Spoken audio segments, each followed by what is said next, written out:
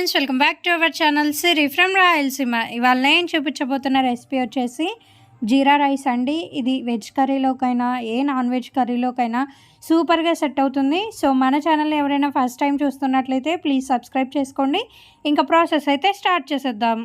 ముందుగా ఒక బౌల్ తీసుకొని అందులోకి రైస్ని వేసుకోవాలి. ఇక్కడ నేను 3 కప్పుల రైస్ని అయితే తీసుకుంటున్నానండి. మీరు బాస్మతి రైస్కి బదులుగా నార్మల్ రైస్ని కూడా తీసుకోవచ్చు.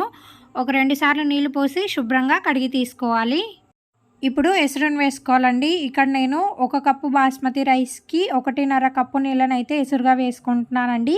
అదే నార్మల్ రైస్కి అయితే నేను 2 కప్పుల నీళ్ళను ఎసురుగా వేసుకుంటాను. ఇక్కడ నేను తీసుకున్న బాస్మతి రైస్ వచ్చేసి చాలా తొందరగా ఉడికిపోతుంది.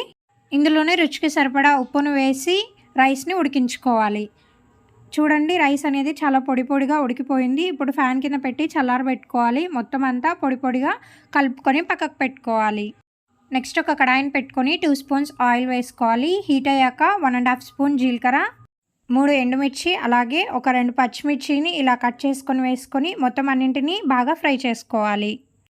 ఇందులోనే ఒక రెబ్బ కరివేపాకును కూడా వేసుకొని ఫ్రై చేసుకోవాలి.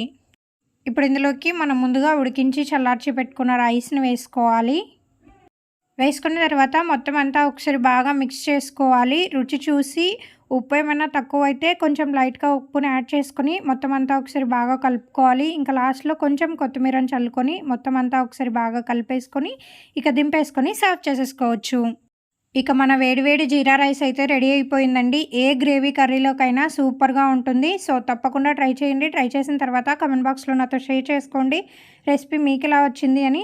సో చూసేసారు కదండి, ఇవాళ రెసిపీ అయితే ఇది అండి. ఈ వీడియో కనుక మీకు నచ్చినట్లయితే please like, share and subscribe my channel for more videos and don't forget to press the bell icon symbol. And thank you for watching.